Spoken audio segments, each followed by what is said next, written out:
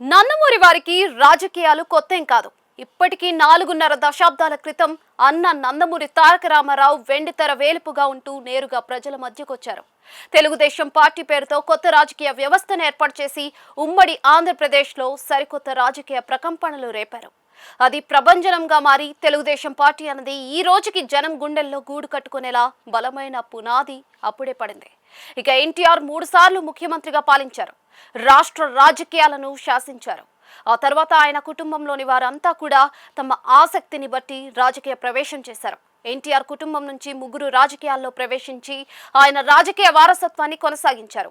1995లో రవాణా మంత్రిగా చంద్రబాబు కేబినెట్లో చేరిన ఎన్టీఆర్ 3వ కుమారుడు హరికృష్ణ హిందూపురం నుంచి ఎమ్మెల్యేగా ఒకసారి గెలిచారు. రాజ్యసభ సభ్యుడిగా కూడా ఆయన పనిచేశారు.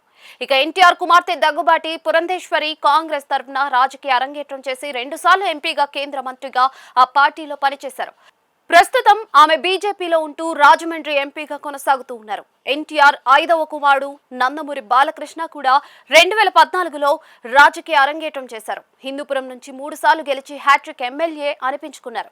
ఇక ఎన్టీఆర్ మనవరాలు అంటే హరికృష్ణ కుమార్తె నందమూరి సుహాసిని కూకట్పల్లి నుంచి ఎమ్మెల్యేగా టీడీపీ తరఫున ఒకసారి పోటీ చేశారు.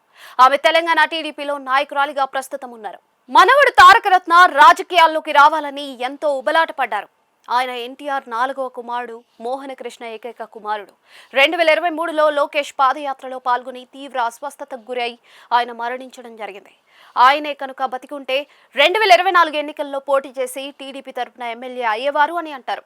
ఇవన్నీ పక్కన పెడితే ఇప్పుడు నందమూరి కుటుంబం నుంచి మరో పేరు రాజకీయాల్లోకి ఎంట్రీ ఇస్తారు అని గట్టిగా వినిపిస్తుంది.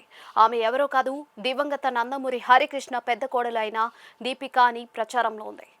హరికృష్ణ పెద్ద కుమారుడు జానకిరామ్ సతీమణి అయిన దీపిక తాజాగా ఫ్రెండ్షిప్ డేనా పెట్టిన ఒక మెసేజ్ అయితే సోషల్ మీడియాలో తెగ వైరల్ అవుతోంది. జానకిరామ్ ని తలుచుకుంటూ ఆయనే తనకు మొదటి స్నేహితుడని ఆమె భర్తకు నివాళులర్పించారు. ఆమె తన భర్త జానకిరామ్ పేరు మీద ట్రస్ట్ ని ప్రారంభించి ఇప్పటికే సామాజిక సేవ చేస్తూ ఉన్నారు.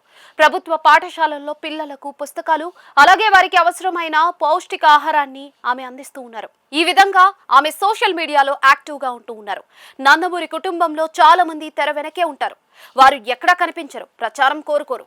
తమ కుటుంబంలో సినీ నటులు ఉన్నా కూడా అలాగే రాజకీయ నేతలు ఉన్నా కూడా పబ్లిసిటీకి దూరంగా ఉంటారు.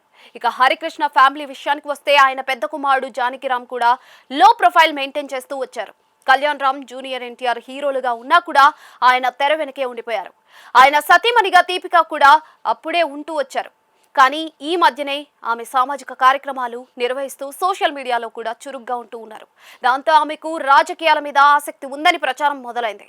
నందమూరి హరికృష్ణ జానకిరామ్ల పేరుని నిలబెడుతూ సామాజిక కార్యక్రమాలు చేస్తున్న దీపిక రాజకీయాల్లోకి వస్తానంటే ఇంట్లోనే పార్టీ ఉంది. కానీ ఆమె ఆలోచనలు అయితే తెలియడం లేదని అంటూ ఉన్నారు. సోషల్ మీడియాలో ఆమె యాక్టివ్ గా ఉండటం చూసిన వారు మాత్రం తప్పకుండా ఆమె పొలిటికల్ ఎంట్రీ ఉంటుందని ఊహాగానాలు ప్రచారం చేస్తూ ఉన్నారు. అదే నిజమైతే హరికృష్ణ కుటుంబం నుంచి మరో మహిళా నాయకురాలు వచ్చినట్లే అని అంటూ ఉన్నారు. చూడాలి మరి ఈ ఊహాగానాల్లో నిజమెంత ఉందో.